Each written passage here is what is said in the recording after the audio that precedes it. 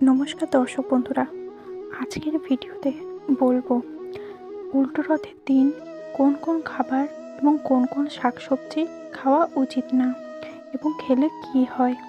আজ আমরা একটি গুরুত্বপূর্ণ বিষয় নিয়ে আলোচনা করতে চলেছি। এই উল্টো রথে অনেকে জানেন রথযাত্রার মতো উল্টো রথও ভগবান শ্রী জগন্নাথ দেবের অন্যতম পবিত্র উৎসব। এই দিনে ভগবান জগন্নাথ বলরাম ও বোন সুভদ্রাকে নিয়ে মাসির বাড়ি থেকে নীলাচলের মূল মন্দিরে ফিরে আসেন।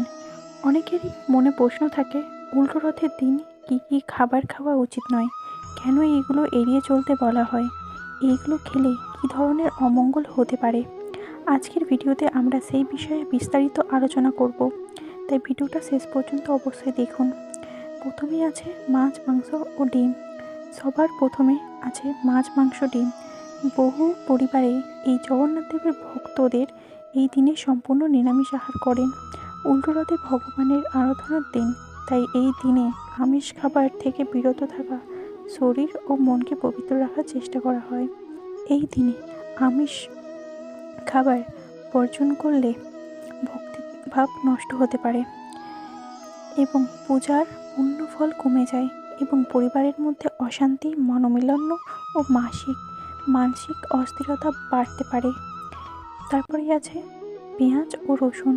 অনেকেই নিরামিষ খেলেও পেঁয়াজ ও রসুন ব্যবহার করেন, কিন্তু উল্টো রথের দিনে বহু ভক্ত এগুলোকে বর্জন করেন। তাই সাত্ত্বিক আহারে পেঁয়াজ ও রসুন ব্যবহার করবেন না। ভাত, ডাল, খিচুড়ি, লাবড়া, আলুর তরকারি এইসব বেশি প্রচলিত। এই দিনে পেঁয়াজ রসুন খেলে পূজার পবিত্রতা নষ্ট হতে পারে, মন অস্থির থাকবে এবং সংসারে শান্তির পরিবেশ ব্যাহত হতে পারে। তারপরেই আছে কলমি শাক ও পুঁই শাক। বাংলার বিভিন্ন অঞ্চলে একটি পুরনো লোকচার রয়েছে যে উল্টো রথের দিন কলমি শাক ও পুঁই শাক খাওয়া যায় না। আজও বহু পরিবারে এই নিয়ম মেনে চলেন। এই শাক খেলে পরিবারের শুভ শক্তি হ্রাস হয়, কাজে বাধা আসে এবং সৌভাগ্য কমে যায়। তারপরে আছে অতিরিক্ত তেতো খাবার। উচ্ছে, করলা, নিমপাতা বা অতিরিক্ত তেতো খাবারও অনেক ভক্তদের এই দিনে খাওয়া উচিত না। তাদের বিশ্বাস অনুযায়ী আনন্দময় এই দিনে তেতো খাবার খেলে সাত্ত্বিক আহার গ্রহণ করা বেশি শুভ হয়। তেতো খাওয়া উচিত না। তেতো খাবার গ্রহণ করলে পারিবারিক আনন্দ কমে যাবে এবং শুভ উৎসব ইতিবাচক পরিবেশে ব্যাহত হতে পারে, অনেকেই মনে করেন।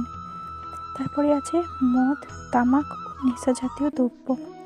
উল্টো রথের দিনে মদ, তামাক, ধূমপান বা অন্য কোনো নেশা জাতীয় দ্রব্য সম্পূর্ণভাবে বর্জন করুন, কারণ এই দিনে আত্মা সংযম, ভক্তি এবং পবিত্রতার প্রতীক।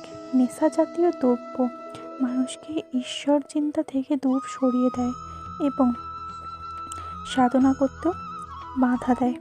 তাহলে কি খাওয়া উচিত?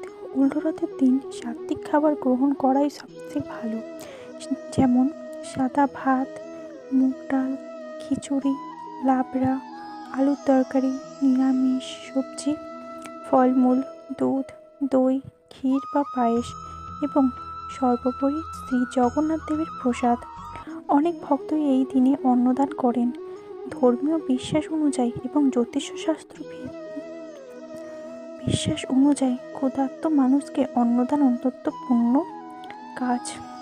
শুধু খাবার খাওয়া নয়, এই নিয়মগুলোও পালন করুন। সকালে উঠে স্নান করে পরিষ্কার পোশাক পরুন। বাড়িতে প্রদীপ জ্বালিয়ে ভগবান জগন্নাথের পূজা করুন।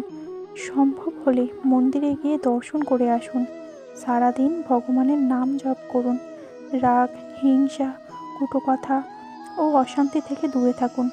বয়স্কদের সম্মান করুন এবং পরিবারের সঙ্গে ভালোবাসা ও শান্তিতে দিনটা কাটান।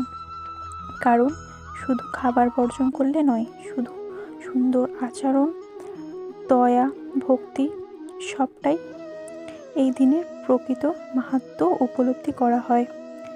বন্ধুরা, আজকের ভিডিওতে আমরা জানলাম উল্টো রথের দিন কোন কোন খাবার খাওয়া উচিত এবং কোন কোন খাবার খাওয়া উচিত নয়। কিন্তু একটা কথা মনে রাখবেন, বিভিন্ন অঞ্চল ও সম্প্রদায়ের নিয়মে কিছু পার্থক্য থাকতে পারে। তাই নিজের পরিবারের প্রচলিত রীতি ও বিশ্বাসকে সম্মান জানিয়ে এই দিনটা পালন করুন। ভিডিওটা যদি ভালো লেগে থাকে তাহলে অবশ্যই লাইক দিবেন এবং বন্ধু ও পরিবারের সাথে শেয়ার করতে ভুলবেন না। কমেন্টে লিখুন জয় জগন্নাথ।